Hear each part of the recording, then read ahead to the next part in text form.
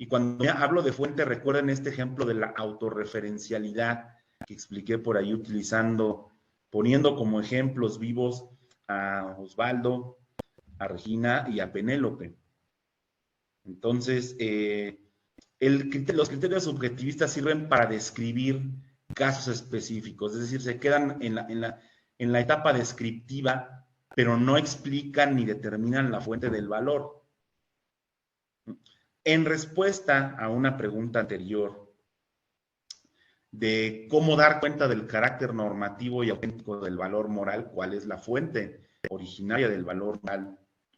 Como respuesta precisamente a esta clase de preguntas es que surge en el siglo XX la teoría fenomenológica del valor o la axiología, representada en Alemania por ejemplo, Max Scheler o Nikolai Hartmann, sobre todo Hartmann.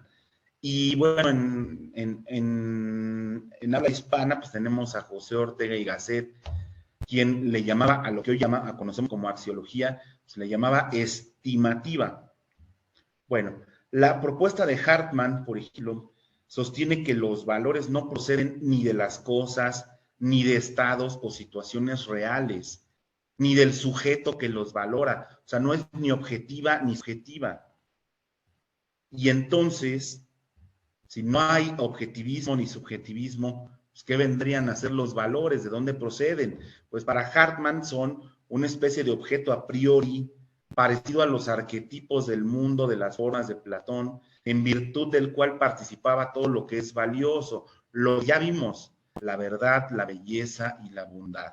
Por lo tanto, el carácter constitutivo de los valores no está en el extremo subjetivista ni en el objetivista, como lo vimos la clase pasada. Bueno, entonces, y permítame que trillen que, como lo vimos la semana pasada, como lo reiteramos la semana pasada, etcétera, pero es que necesito engarzar los comentarios y detalles que estoy haciendo para esta sesión, precisamente con la clase, con el contenido fuerte de la clase pasada. Bueno, como lo señaló Frondizi, entonces, el valor pertenece a un orden distinto que del ser finito y continuamente cambiante como el de las sociedades humanas y las cosas materiales. Por eso dijo, pues el valor no es ni una cualidad primaria ni secundaria, es una cualidad estructural. Y así la distinción se observa en las siguientes 6 características del valor en contraste con el ser. Estas son, si las quieren anotar, serían, digamos, las 6 características ya como síntesis de toda la explicación de los valores. La primera, pues es que los valores se presentan siempre en una relación de polaridad, que lo mencionaste la semana pasada, Penélope. Es decir, la belleza se opone siempre a la fealdad, la sinceridad a la mentira, la fidelidad a la traición, etc. En cambio, el ser o la realidad es siempre neutra. Por ejemplo, un cuadro que podemos considerar bello, pues sigue siendo un cuadro después, aunque nos parezca feo. Segunda característica de los valores. Los valores tienen una especie de presentación parasitaria, es decir, nos muestran siempre a través, o se manifiestan siempre a través de un depositario. Recuerden, el objeto que consideramos bello es una especie de receptáculo o de contenedor del valor que consideramos belleza. La belleza de un cuadro, la sinceridad de una persona, la elegancia de un vestido, etcétera. No los observamos flotando en el aire, no están en un estado etéreo, no observamos a la belleza directamente o a la verdad directamente o a la bondad directamente, los captamos siempre fenomenológicamente, a la belleza a través del objeto bello, a la verdad a través de, por ejemplo, una proposición o construcción lógica verdadera, y a la bondad a través de una acción moralmente buena. No observamos directamente a la bondad, a la belleza o a la verdad. Tercera característica de los valores. Los valores son cualidades que no confieren ni agregan ser. No, por lo tanto, no son cualidades primarias. Y que no sean cualidades primarias tampoco significa que sean secundarias, bueno, menos terciarias. Ajá. Es decir, no son cualidades esenciales del objeto. Pueden dejar de manifestarse en un objeto sin que éste desaparezca. Por ejemplo, hablando ya en términos culturales, la santidad de una imagen religiosa, de un tótem, puede desaparecer con el paso del tiempo y también con los cambios de doctrina, de ideología, aunque la piedra permanezca. Cuarta característica de los valores. Su naturaleza es de carácter a priori, es decir, son independientes tanto del objeto fáctico en que se manifiestan o en que se presentan, como de las condiciones subjetivas de valoración del sujeto. Por eso hablaba de que se permanecen en un equilibrio, no están en ninguno de los dos extremos. En algunos casos pueden permanecer un poco más cerca del criterio objetivista, en otros casos más cerca del criterio subjetivista, pero son independientes de ambas valoraciones del sujeto, una de orden objetivo y otra de orden subjetivo. Quinta característica de los valores, son jerárquicos, es decir, admiten grados. Un valor se puede subordinar a otro, a diferencia de el ser, que un ser no es menos ser que otro. Y finalmente, sexta característica de los valores con la cual tienen que tener mucho cuidado. Son absolutos. Y con ser absolutos no me refiero a que son eternos o a que son perfectos. Me refiero a que la belleza, la elegancia, la sinceridad son cualidades que no varían con el paso del tiempo.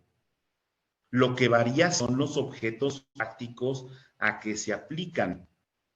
Así, digamos, el ser deviene, pero los valores no. Bueno, la relevancia de la distinción anterior, es decir, de las 6 características anteriores que intentan diferenciar a los valores como cualidades estructurales y no primarias, pues yo creo que la relevancia es que permite distinguir también entre lo que son los valores y lo que son los bienes, o sea, los objetos depositarios de esos valores. De esta manera, desde la perspectiva de la teoría fenomenológica o desde la axiología, los bienes son precisamente los depositarios o contenedores materiales en los que se expresa el valor, pero el valor es independiente de ellos.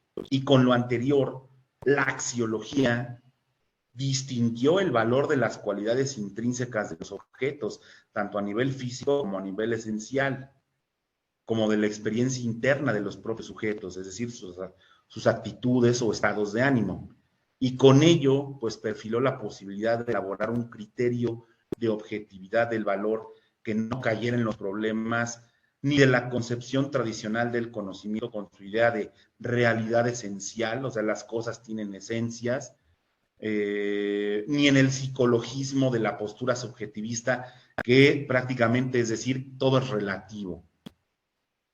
¿Cuál fue este criterio de objetividad que no se posa? Este criterio de objetividad me refiero a que no está ni en la... Es que por la terminología puede confundirse. Este criterio de objetividad de valor se refiere a que no es ni uno ni otro, no es ni objetivista o realista o subjetivista. Bueno, este criterio lo que dice en términos sintéticos, que el valor no es reductible ni a una vivencia ni a una propiedad fáctica de las cosas. El criterio para justificar su realidad no puede derivar de un hecho en general. Por lo tanto, ningún valor es un hecho del mundo físico. De ahí que, aunque existan características deseables atribuidas a los objetos, propiedades como color, dureza o longitud, pues no puedan ser consideradas valores, ni por el uso de los términos, ni por la definición de valor que hasta aquí he propuesto. Un valor difícilmente podría ser descrito a través de datos sensibles. Ningún valor ocurre exclusivamente en el sujeto. Los valores se atribuyen a características propias de los objetos, situaciones o estados de cosas.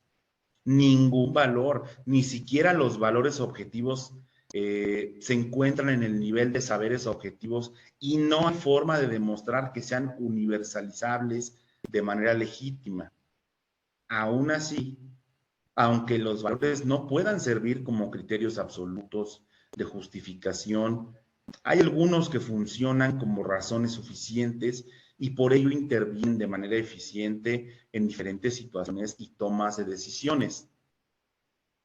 Luis Villoro, uno de los mejores filósofos que hemos tenido en México, adujo que los valores pueden ser independientes de las actitudes favorables de un individuo, porque, rebasando el ámbito de las afecciones propias de un sujeto, están las razones por las que algo puede resultar valioso para cierta comunidad. Y es en esas situaciones que tienen lugar los valores objetivos, donde las características atribuidas a los objetos son propiedades apreciables a partir de razones, y dichas razones pueden ser compatibles con las afecciones individuales, pero también hay veces que tienen que manifestarse a pesar de ellas. A ver, en el caso de una familia funcional, donde frecuentemente cada miembro pues tiene valoraciones diferentes, muy particulares sobre distintos aspectos de la distribución monetaria en la casa o sobre la convivencia. Se tienen razones para mantener prácticas en favor del beneficio común, aunque individualmente no haya actitudes favorables hacia ellas. A ver, también en el caso de comunidades epistémicas, aquí en el instituto, por ejemplo. A ver, un ejemplo un clásico es la actitud que algún integrante de un grupo de investigación puede tener hacia el deber de redactar un proyecto de la investigación en cuestión. Este miembro en particular, pues puede no gustarle la idea. Y del mismo modo puede considerarla, pues, puede no considerarla muy importante. Pero en vista del trabajo que el grupo necesita desempeñar, tiene, pues como miembro de esta comunidad, razones que justifican que el desenvolvimiento del proyecto en forma de un documento escrito, pues es de hecho valioso. Esto es, que comparte valores objetivos con el resto de los integrantes de su grupo. Y aquí la noción de valor objetivo aportada por Luis Villoro hace que a nivel de sus comunidades, digamos, ya lo estoy poniendo un poco más fácil, estamos hablando de comunidades específicas, la familia o una comunidad de trabajo, en este caso una comunidad de investigadores. La noción de valor objetivo que aporta Villoro en este nivel de comunidad, pues el valor no requiere de una actitud favorable personal, y aún así es perfectamente compatible con ella, ¿no? El valor como la posibilidad de apego a una norma implícita que está fundamentada en buenas razones. En este caso, los valores objetivos pues se han arraigado socialmente y no solo porque las razones que se tienen para considerar lo que es valioso pues aparezcan en las prácticas de diversos grupos pues actuales, sino además porque tienen una sólida trayectoria histórica en las prácticas científicas del pasado desde hace siglos, ¿no? Villoro sostuvo que el valor es un objeto que se aprende a través de un conocimiento personal y no de un saber objetivo, porque las cualidades valorativas no son reductibles a hechos físicos susceptibles de comprobar por cualquier sujeto de razón que los considere. El valor no es un hecho físico captable, por lo menos no únicamente por datos sensoriales, sino que puede ser considerado como un hecho de segundo orden, el cual se refiere a objetos o situaciones compuestos también por emociones y actitudes no reductibles a datos sensibles, y es variable de persona en persona, de manera tal que no pueden ser comprobadas por cualquier sujeto que las considere al margen de ciertas condiciones.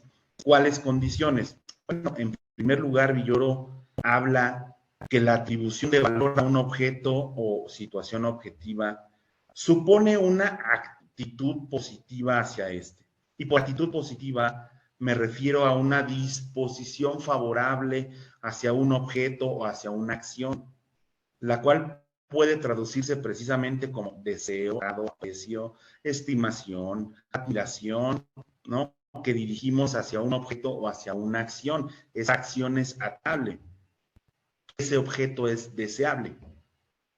Por ejemplo, la acción de mi amigo la considero valiosa si la creo revestida de ciertos rasgos que a la desaprecio.